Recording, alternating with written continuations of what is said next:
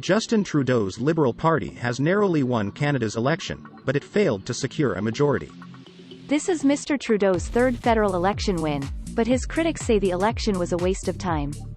The Liberals are projected to win 156 seats, short of the 170 seats needed for the majority Mr. Trudeau was seeking with his early election call. The Conservatives have held onto their main opposition status and are expected to win about 122 seats. There are still votes to be counted, but what we've seen tonight is millions of Canadians have chosen a progressive plan, Mr. Trudeau told supporters in Montreal in the early hours of Tuesday morning. The election, which took place during a fourth pandemic wave in Canada, was the most expensive in the country's history, costing some $600 million. The projected results suggest a parliament strikingly similar to the one elected just 2 years ago in 2019.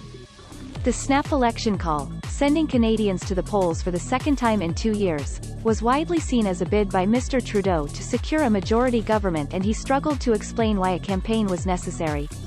Conservative leader Erin O'Toole called it a waste of time and money. Canadians sent him back with another minority at a cost of $600 million and deeper divisions in our great country, he told reporters. Mr. Trudeau maintained that the election gave the incoming government clear mandate in moving forward. Speaking to a smaller election crowd than usual due to pandemic restrictions, he told Liberals gathered in Montreal that he is ready to deliver on the pledges made in this campaign.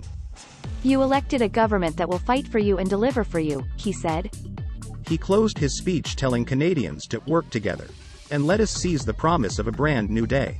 The Liberal leader called the election, saying the campaign would give Canadians a say in navigating the rest of the pandemic. While questions will inevitably be raised about Mr. Trudeau's political future, Liberal MP Pablo Rodriguez told journalists early in the evening that no matter the outcome, he had 100% confidence in him as Liberal Party leader. "And all the members of the party do as well," he said.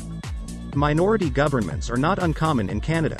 There have been 4 in the past 15 years.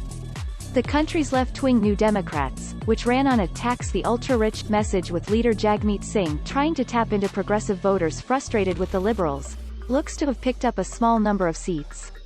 The Bloc Québécois, which only runs candidates in the province, managed to maintain its support this time around following a comeback in 2019.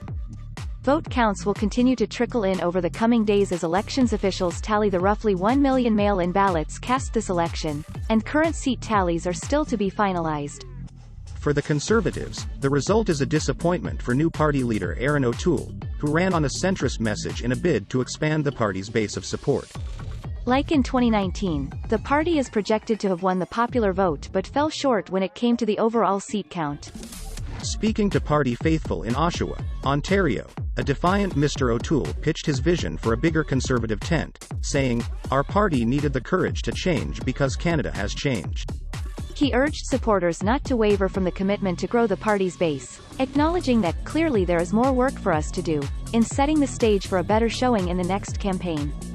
Conservative strategist Jason Leiter told journalists at party headquarters that there's reason to keep Mr. O'Toole on as leader despite his failure to secure them a victory. "He's gone from unknown to contender in just a few weeks," Mr. Leiter said. "O'Toole was a huge underdog. To be within a few points is something we're all proud of." While minority governments are common in Canada, coalitions are extremely rare, and Mr. Trudeau will need to compromise with opposition parties to pass legislation. The NDP are likely to be kingmakers in this new parliament, and could help the Liberals to survive key confidence votes and get their policies through. Mr. Singh, the NDP leader, speaking in Burnaby, British Columbia, noted he had secured concessions from Mr. Trudeau in the last parliament. He said he had a laundry list of priorities this time around, and vowed to push for action on climate change, affordable housing, and healthcare. "You can be sure if we work together we can build a better society," he said. The night saw setbacks for both the Green Party and the People's Party of Canada. New Green leader Annamie Paul was badly defeated in her efforts to secure a seat in Toronto, after she struggled with internal party divisions that threatened her leadership. "I am disappointed. It is hard to lose. No one likes to lose," Ms. Paul said as she thanked supporters. Still, the party is still projected to send at least 2 members of parliament to Ottawa. The PPC failed to secure any seats despite a late surge as its populist leader tapped into a vein of anger among some Canadians over vaccine mandates and lockdown measures, but did increase its overall vote share.